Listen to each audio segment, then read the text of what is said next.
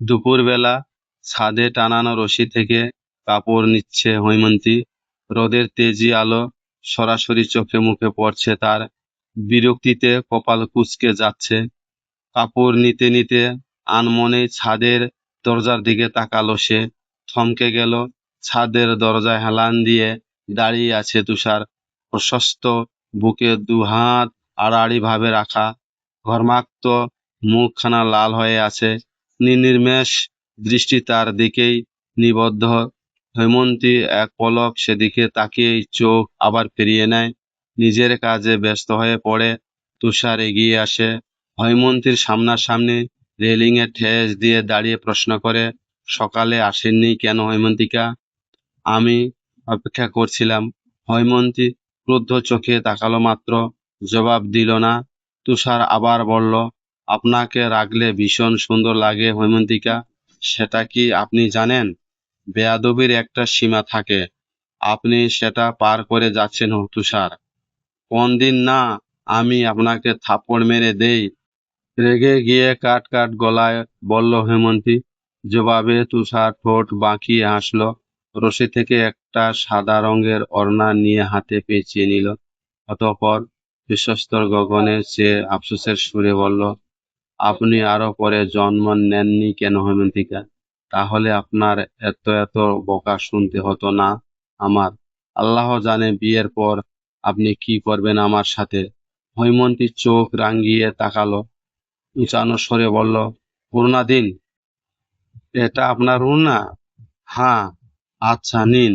বলেই হাতে থাকা ওড়না এগিয়ে দিল তুষার। হৈমন্তী দ্রুত নিয়ে নিল সেটা। দক্ষিণ দিক থেকে দমকা হাওয়া ভেসে আসছে। সেই হাওয়ায় এলোমেলো হয়ে যাচ্ছে হৈমন্তীর কোমর অবধি কালো কেশ। হৈমন্তী বারবার মাথার ওড়না ঠিক করছে। অস্তিত্ব নিয়ে ঠোঁট কামড়ে এদিক ওদিক তাকাচ্ছে। তুষার মন্ত্রমুগ্ধে ন্যায় চেয়ে রইল হৈমন্তীর মুখখানে। বুকে এক ধরনের চিনচিনে ব্যথা অনুভব করছে সে। ইচ্ছে করছে উন্মাদ প্রেমিকের মতো প্রেমিকার কপালে থাকা চুলগুলো কানে গুজে দিতে। তুষার নিজেকে সংযত করতে পারল না। হাত এগিয়ে আলতো করে ছুঁয়ে দিল হৈমন্তীর কপাল। কানের চুলগুলো গুজে দিতেই হঠাৎ নিজের গালে সূক্ষ্ম ব্যথার আভাস পেল সে। হৈমন্তী চড় মেরেছে তাকে। তুষার বিস্ময় নিয়ে তাকালো। গালে হাত বুলিয়ে মন খারাপ করে বলল, এত জোরে মারলেন হৈমন্তিকা? ব্যথা পেলাম তো। তুষারের নির্বিকার অভিব্যক্তি দেখে রেগে গেল হৈমন্তী।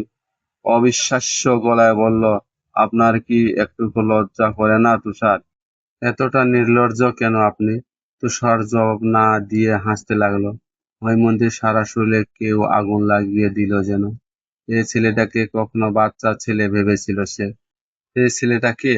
এ তো আস্ত অসভ্য, পাগল, যা তা। হৈমন্তী আর দাঁড়ালো না। রসপূর্ণ চাহনিতে একবার তুষারের দিকে চেয়ে কাপড়গুলো নিয়ে চলে গেল ছাদ থেকে।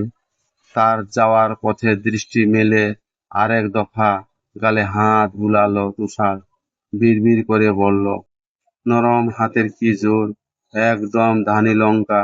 ঘরে এসেই ক্লান্ত ভঙ্গিতে সোফায় পা এলিয়ে দিল হৈমন্তী।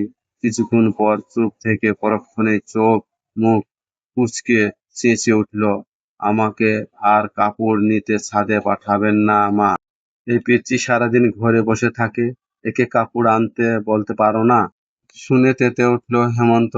কণ্ঠে একরাশ প্রতিবাদী ভাব এঁটে বলল, মোটেও না। আমি অনেক কাজ করি। হৈমন্তীর চোখ ছোট ছোট করে জিজ্ঞেস করল, কি এমন কাজ করিস? হেমন্ত গর্ব করে বলল, কেন, আজকে সকালে নিজের বিছানা গুছিয়েছি না? এতটুকুই? এতটুকু বলছো কেন? বিছানা গুছানো তোমার কাছে কম লাগে? তাহলে আমি কি করি?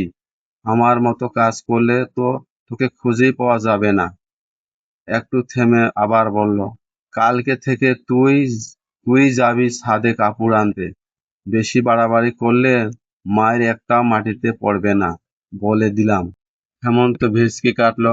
আপন মনে কি যেন বিড় বিড় করতে করতে মোবাইল নিয়ে চলে গেল রুমে। হৈমন্তীর মা রাবেয়া আসলেন একটু পরেই। হাতে থাকা একটা টিফিন বক্স টেবিলে রেখে বললেন, বাড়িওয়ালা কয়েকদিন আগে পায়েস দিয়েছিল বুঝলি, এখন খালি বক্স তো আর দেওয়া যায় না।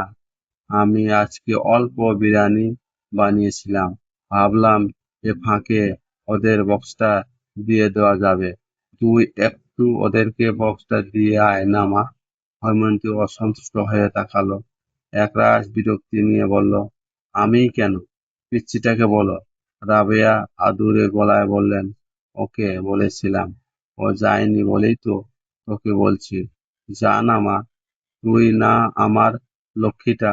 হৈমন্তীর তখন ইচ্ছে করছিল হেমন্তর চুল সব ছিঁড়ে ফেলতে। একটা কাজ বললে করে না, ছেলেটা তার মাও কম কিসের। হৈমন্তী ছাড়া যেন ওনার চলেই না, সব কাজেই হৈমন্তীকেই লাগবে। হৈমন্তী ছোট্ট একটা নিঃশ্বাস ফেললো, বক্স হাতে দাঁড়ালো বাড়িওয়ালার বাসায় যাওয়ার উদ্দেশ্যে। অনেকটা অলস পায়ে সিঁড়ি বেয়ে নিচে নামছিল হৈমন্তী। থেকে তুষার এসে পথ রোধ করলো তার। কাছাকাছি এসে বলল, কোথাও যাচ্ছিলেন হৈমন্তিকা? হৈমন্তী কোনো রূপ ভনিতা ছাড়াই বলল, আপনার বাসায় যাচ্ছিলাম। এই নিন বক্স, মা বিরিয়ানি পাঠিয়েছে আপনাদের জন্য। বিরিয়ানি আপনি বানিয়েছেন হৈমন্তিকা?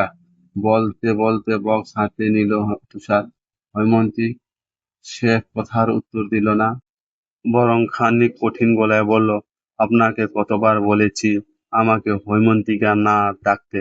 এখন থেকে হৈমন্তিকা কিছুই ডাকবেন না, আমাকে আপু বলে ডাকবেন। তুষার শীতল চোখে তাকালো তখন, স্বাভাবিক স্বরেই আওড়ালো, কখনো শুনেছেন নিজের হবু বউকে আপু ডাকতে? আমি তো আপনাকে হৈমন্তিকাই ডাকবো, একদিন দেখবেন। এই আমার থেকেই হৈমন্তীর ডাকটা শোনার জন্য বেকুল হয়ে উঠবেন আপনি। আমি কিন্তু তখন আপনার বেকুলতা বাড়াবো না হৈমন্তিকা, ভয়ঙ্কর ভাবে বুকে আগলে রাখতো।